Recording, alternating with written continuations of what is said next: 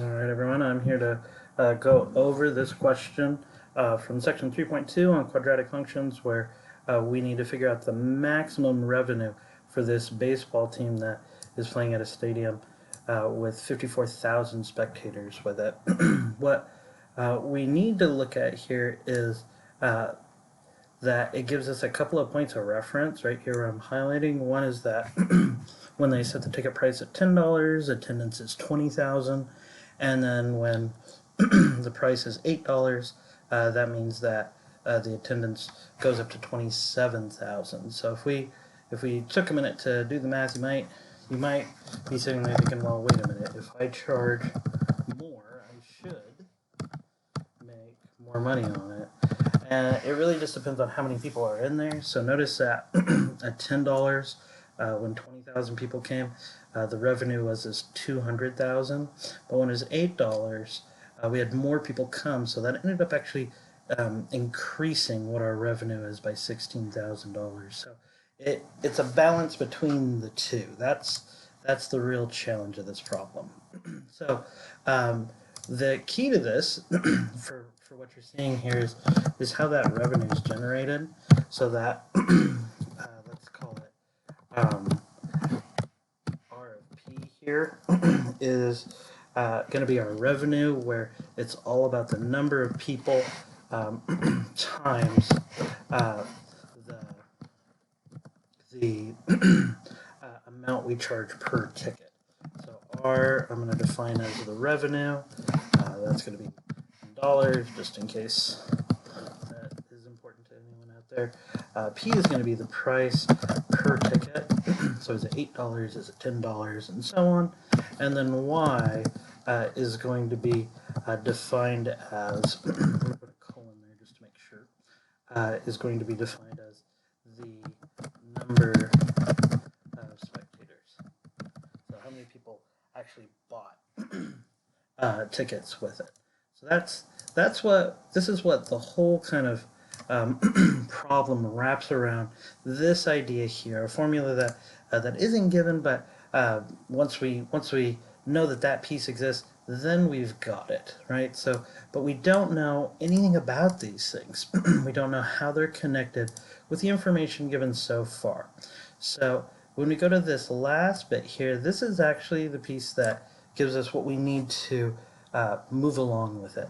So we assume that the attendance, which is the number of spectators, is linearly related. So that's some mx plus b to the ticket price. So if I go back here, what we're saying is is the number of spectators, how we play this thing out, is related to the number of or to the price per ticket in a linear way, where P is going to be the price per ticket in there. That's what we're hoping to connect together here. Now we have a couple of points of reference, but we are going to start by building this linear equation here, and once we know what this line is, then we're going to substitute it into this revenue function here. So how we're going to do that is we are going to use our points here. So at $10 it's 20,000, and then at $8 it's 27,000. So I'm going to write that here. At $10 it's 20,000, and then at $8 it is 27,000. Right? So these are 2 points that we can use now to figure out our slope. We could do, say, 27,000. And then we can subtract this 20,000 off of it, and then subtract the $10 off of it here. And I could do the math here. We could see that it's negative 3,500. We can actually do this just in case some of you aren't using decimals yet. We know that 27,000 minus 20,000 is going to be 7,000, and that 8 minus 10 is going to give us that negative 2. So this is going to result in that negative 3,500. You can think of it as just pocketing this piece of it here. So now we know what the slope is of that line. We can actually use this with either of these points to figure out what b is, right? we know our initial bit there, then we're good to go. So if the price of the ticket is $10, then we know that this is going to end up pulling in 20,000 people. And there we go. Well, now we know how to sort this problem out. We are going to multiply this by 10. That's going to give us our 35,000 here. And when we add that 35,000 over, it's going to give us 55,000 there. So now we know how our attendance is related to our actual price that we set it to. And now we can jump up here and connect this back to our revenue formula. So let me take this thing and I'll move it on down here. And I'll move this out of the way because we don't really need it anymore. And we can substitute this in for y now. So if we were to do that, then we would have something like this. So our revenue is now entirely rewritten in terms of the price per ticket we put on there. And if we were to simplify this by distributing that p across, then what that means is we would end up with a quadratic function that opens down, right? So it's going to end up forming a u. I could take some time to figure out what that looks like here. If that helps, I don't really think that the graph is going to help us with this, but yeah, let's go ahead and try it out. So if we had it here, and let's say that we took a shot and we tried to find, oh goodness, let me get this number here. So that's $15. Okay. And if we were trying to see what this thing looks like, then we will be able to see this thing in all its glory. So, biscuit. Sorry, I have 2 children, and that is one of my go-to swear words there.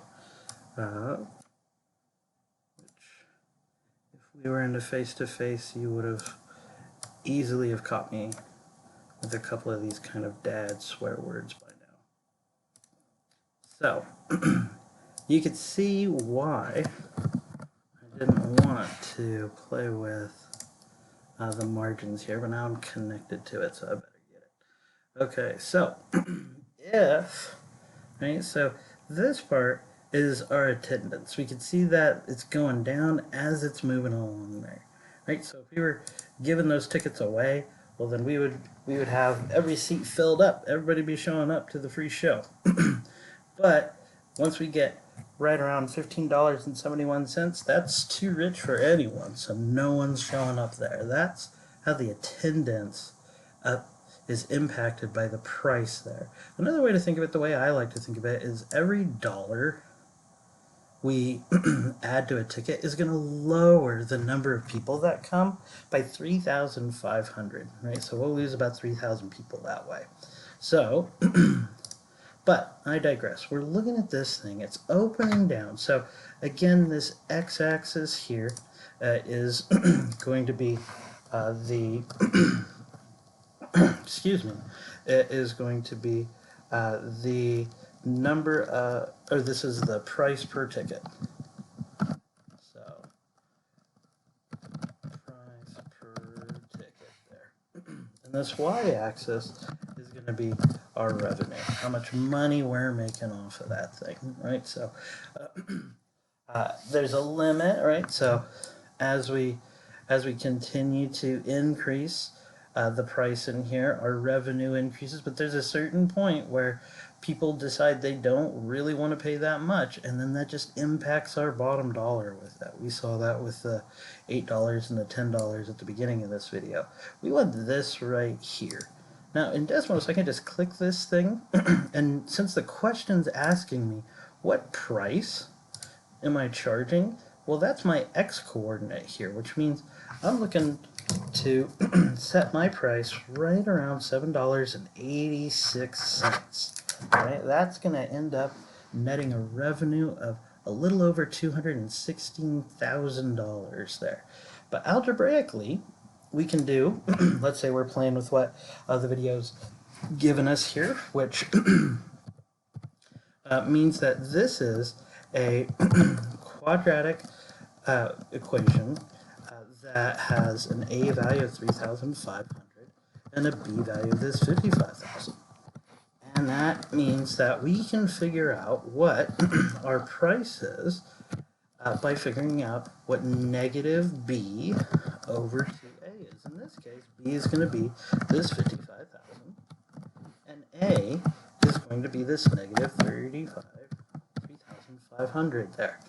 And when we send that through, there we go again. We can see that $7.86. So, unless like I type something wrong here, we should be good to go.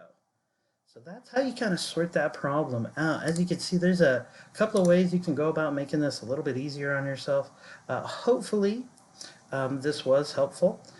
Please let me know if there are any other questions, and I'd be happy to help. Thanks very much. Hope you enjoy the rest of your day.